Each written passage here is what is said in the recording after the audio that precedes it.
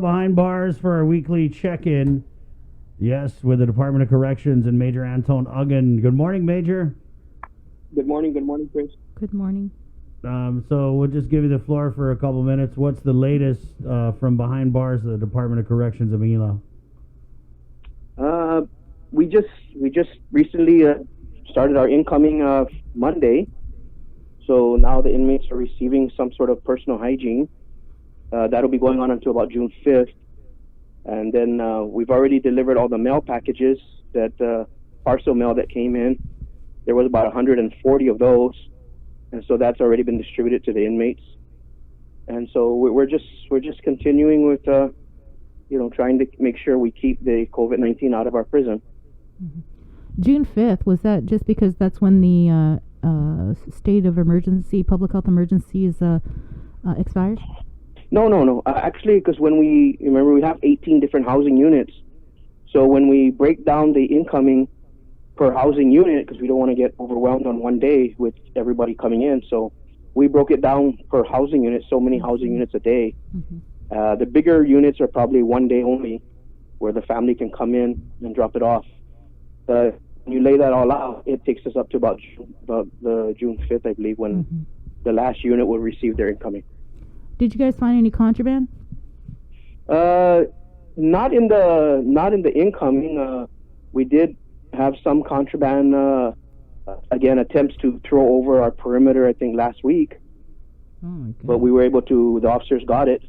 What was the contraband? Same thing as normally: drugs, tobacco, lighters, syringes. Other things, just mostly tobacco, cigarettes, and all wrapped up in duct tape. What kind of drugs? I believe there were ice. We don't test it. What we do with the package, Sabrina, is when we get the package, we call the Guam police and they open it up. We don't open it up, the package. They open it up and inventory it and can take it. It looked like it was ice. But of course, we weren't able to test it on site. Mm-hmm. Totally unrelated, but I saw Jeff Limo at Payless over the weekend. Yeah, totally unrelated. And it was just awkward. So I was like, "Hey, good to see you," and we were both like, "Good to see you." And then after, I bet he was like, "Yeah, F that guy." Anyway, yeah. So how much ice? I don't know the weight and stuff, but it was significant package. Was it the chronic or was it like the watered down? Probably watered down. I see. Probably watered down. So Major, are they shooting it up in there with the syringes, or is that for the insulin? No, they're throwing syringes, lighters, and all that. So I guess it's probably a combination. But again, we've been pretty good at catching it and deterring it from coming in. Mm-hmm. Right. So it's probably a little dry up there right now. So y'all don't have cameras? They're getting really desperate. They're getting Kennedy, Major? You guys don't have cameras or anything? We have some cameras, but it doesn't cover the whole facility. Wow. We have some in some areas, and again, my suspects on these things are just people who's been inside the prison and who are released, and are now on the outside trying to get some in. That'd be a good bill for your oversight to introduce. Something with like put some security cameras, face it towards the road. Right now, it's probably facing the wall. It seems like. No, that's always been an idea for the cameras and a big netting system around the prison. Most mainland prisons are using these golf course nets, right? That they put up along the perimeter. They go 50 feet high. That help deter that. But again, we got the information, but the cost alone is going to be, probably more than $1 million. Hey, we got some CARES funding. Yeah, we did. Yeah. Our director and our deputy are working on, plans to submit and request for some funding on these projects to help deter contraband. But, again, all we can do is apply and try to get the funding. We still have issues with locks, and we're still trying to do that because we have a few units that still need their locking devices changed. And so we're still trying to work on those things, too. So, again, it's an old facility, and we're just doing our best to try to keep it running. Yeah. Mm-hmm.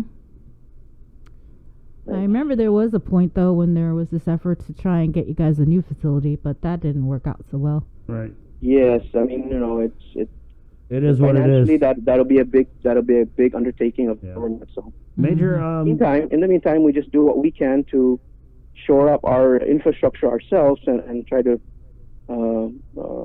deter. We've added lights to the perimeter. We got more officers out there now because of the ones we hired. So it's getting manned a lot more. We even put a tower on top of one of the posts out there. We actually built a second level for it so the officer could stand and have a greater vision of the compound.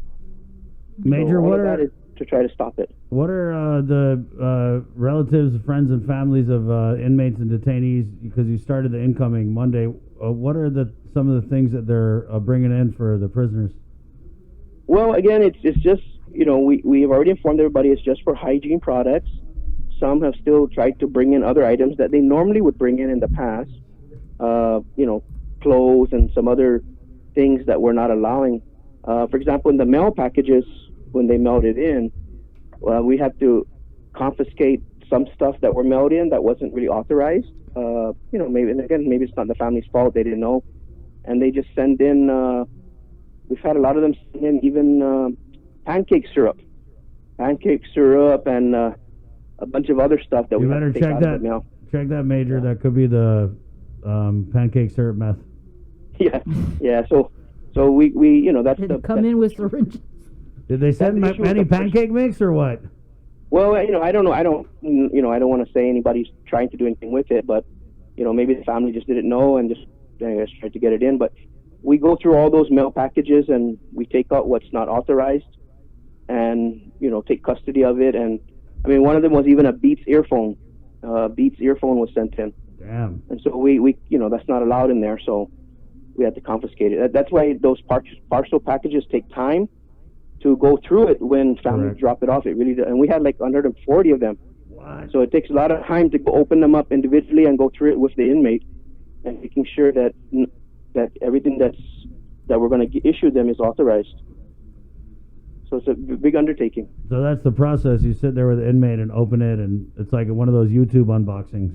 Yeah, I mean, our rules say that the inmate we're supposed to open it up in front of the inmate, so those look at this pancake syrup. Nope, not getting that. Day, Malago pancake syrup, boy. Yeah. Day. And there was some argument between the inmates and the officers, a bit of, sir, can I have that? Really, I just, no, you can't have it. Sorry. Really, sir, that is going to go great on that food. You guys got to put something on that food we're getting. Yeah, we're going to mix it with our menu, sir, and we're just going to eat. Don't trust us, sir. We're just going to eat it. I forget what the prison food, they mix everything all together. Damn, what's it called? No, I mean, the prison food is actually pretty, I mean, we have an outside contract that handles that, so. Right. I mean, it's not. Is it Capital Kitchen, or? I wouldn't be eating it at the restaurant. I mean, it's not, but it's California market. Wouldn't be eating it at the restaurant. I just caught that. Oh, thanks, Bree. I mean, it's not the,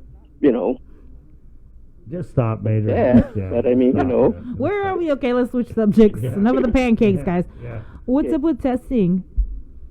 Anybody else been tested over at DOC? Again, in regards to testing, our director has made it clear. He even, I guess, contacted with public health.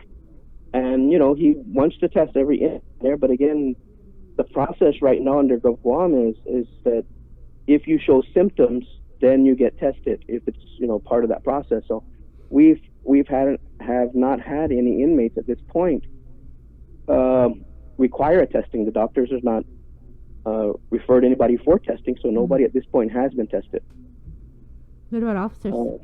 Anything new? I mean, if someone shows the signs and symptoms of it, then of course they'll see the medical, and then the medical will refer them based on their symptoms, what needs to be done, and then medical will take it from there. But at this point, we've not had to do that. Okay. Well, that's good. All right. Anything else? No. It's just going to be a busy week with the incoming, and just moving on. We are working now with the courts to try to increase our video capability with the courts. So in the last couple of weeks, we've been meeting with the courts team down there, trying to work on ways to better deliver services for the defendants, for all the detainees and stuff in regards to court appearance. So we're working on that, and hopefully in a few weeks we can get some progress on it. Okay, Major. Thank you for your weekly check-in. It's always a pleasure to go behind bars, especially when we can just go right back out. Yeah, that's a lot better. All right, Major. Take care. Okay. Wash your hands, Kay. Yes, sir. Yes, sir. Okay. Okay. Major Antone Aguon, Department of Corrections. Hey, we got to take a little break. 7:54. Remember, we're jumping over to KUM TV 11 at 8 o'clock. It's the